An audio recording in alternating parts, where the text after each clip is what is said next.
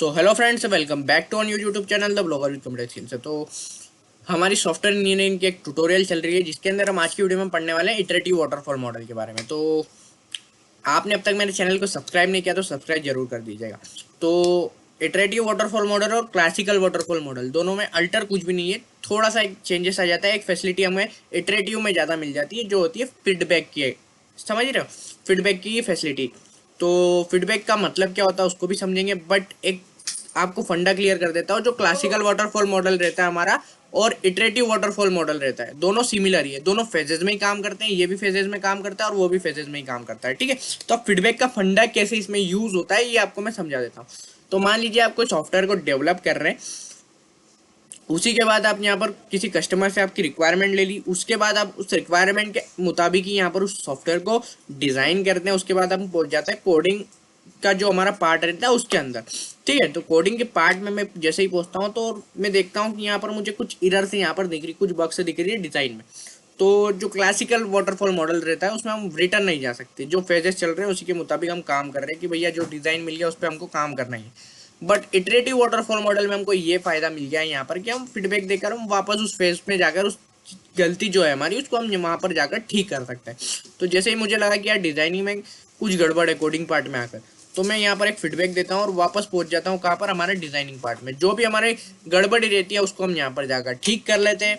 ये हो जाता है हमारे फीडबैक के मुताबिक। और इटरेटिव वाटरफॉल मॉडल में सबसे बड़ा फायदा ही हमको यहाँ पर ये मिल जाता है। उसके बाद हम बात करते हैं इसके एडवांटेजेस के बारे में, क्योंकि इटरेटिव वाटरफॉल मॉडल और क्लासिकल वाटरफॉल मॉडल सेम ही है, इसलिए मैं आपको ज़्यादा चीज़ें बताकर कंफ्यूज नहीं करना चाहता हूँ, ठीक है। तो एडवांटेजेस की बात करें तो सिंपल एंड ईजी है, इसका यूज़ करना बहुत ही ईजी हो जाता है क्योंकि ये फेजेस में काम करता है। तो आप फेजेस टू फेजेस आपके सॉफ्टवेयर को यहाँ पर डेवलप कर सकते हैं।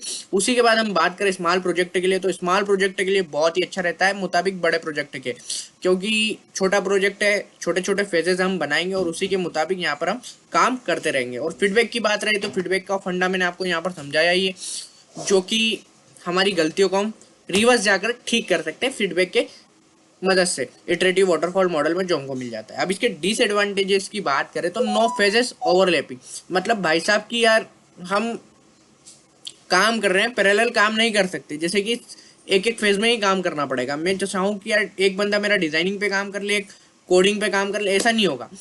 जब तक इसमें एक फेज कंप्लीट नहीं होगा जब तक हम अगले फेज पर नहीं जा सकते। तो ये हमारा एक दिक्कत का काम है, इसमें काम थोड़ी स्पीड हमारी कम हो जाती है।